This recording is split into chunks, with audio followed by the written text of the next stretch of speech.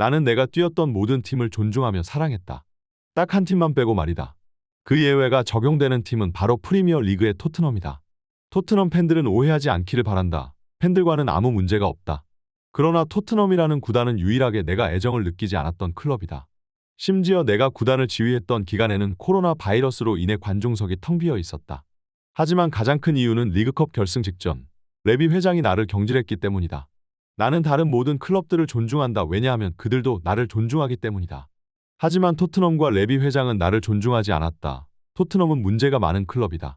최근 로마로 떠난 조세 무리뉴가 다시 한번 토트넘과 그 보드진들을 저격하면서 토트넘과 레비 회장의 추태가 다시 한번 언론에 오르내리게 되었습니다. 무리뉴는 상대적 약체팀 토트넘을 이끌고 리그컵 결승까지 팀을 올려놨으나 결승전 직전 경질당하며 가장 최악의 타이밍에 토트넘을 떠나게 되었는데요. 무리뉴는 결승전 최고의 승률을 자랑하는 명장이고 그렇기 때문에 결승전도 보지 않고 감독을 경질시킨 토트넘 보드진들의 이 선택은 지금도 두고두고 비난받고 있는 토트넘 최대의 흑역사입니다.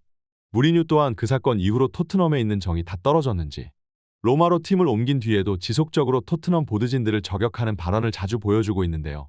하지만 토트넘이라는 클럽과 그 보드진들에 대한 증오와는 별개로 손흥민을 향해서는 항상 리스펙트하는 인터뷰를 자주 보여줬으며 실제로 토트넘 시절에 손흥민이 보여주는 프로의식에 무리뉴는 매번 찬사를 보내기도 했습니다. 그리고 최근 토트넘이 다시 한번 감독 선임에 실패하는 모습을 보며 무리뉴는 인터뷰를 통해 간접적으로 케인과 손흥민에게 토트넘을 떠날 것을 촉구하자 토트넘 팬들은 전 감독에게 배신당했다며 들고 일어나기 일보 직전입니다. 레비 회장과 토트넘 팬들이 손흥민의 이적을 더 이상 막을 수 없는 이유. 지금부터 풋볼 랭킹과 함께 알아보시죠. 시즌이 다 끝나가는 지금까지도 토트넘은 감독 후보를 찾는데 애를 먹고 있다. 레비 회장의 1순위 감독이었던 나겔스만 선임 시도가 수포로 돌아갔고 그 다음으로 노리고 있던 네덜란드의 아르네 슬롯마저 토트넘이 위약금 지불을 꺼리면서 2순위 감독마저 놓치게 생겼다. 이러한 토트넘 보드진들의 결정은 무리뉴의 발언이 틀리지 않았다는 것을 보여준다.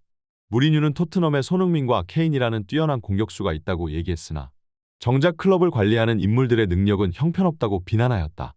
현재 세계적인 수비수로 성장한 김민재를 토트넘이 영입할 수 있었다는 것을 알고 있는가?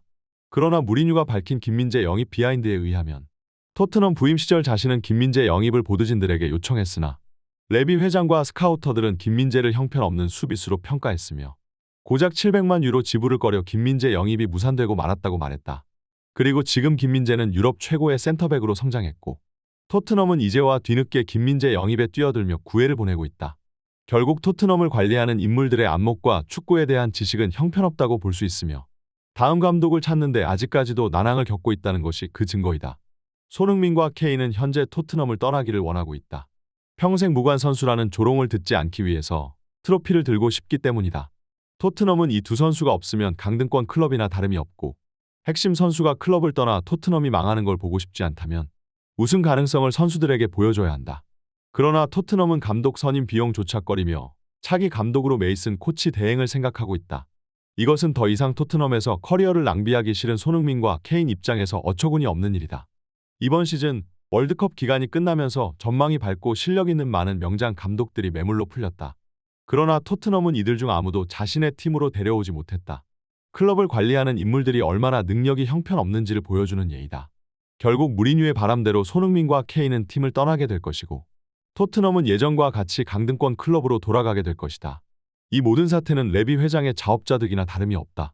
현재 토트넘은 전례를 찾아보기 힘든 위기에 빠져 있습니다. 리그 8위로 시즌을 끝마치는 것이 유력한 가운데 토트넘은 챔피언스 리그 진출 실패에 이어 유로파 진출마저 실패해버리는 치욕스러운 결과로 시즌을 마무리하게 되었는데요.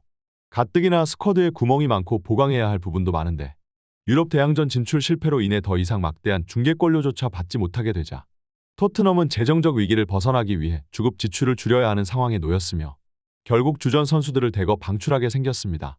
그리고 엎친 데 덮친 격으로 그동안 토트넘이라는 감옥에 갇혀 빅클럽으로 떠나지 못했던 손흥민과 케인마저 다가오는 여름 토트넘을 떠날 것이 예상되고 있는데요.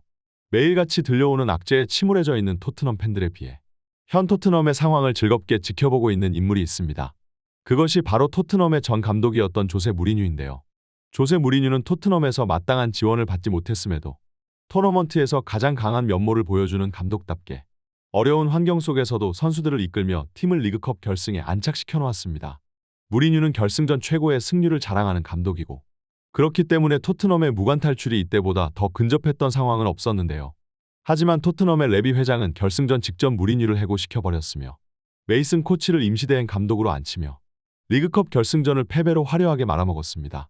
무리뉴가 토트넘에서 이렇다 할 성적을 못 내고 있었던 것은 사실이기 때문에 언론들도 토트넘 팬들도 무리뉴를 해고시킨 보드진의 결정은 일리가 있다는 반응이었는데요.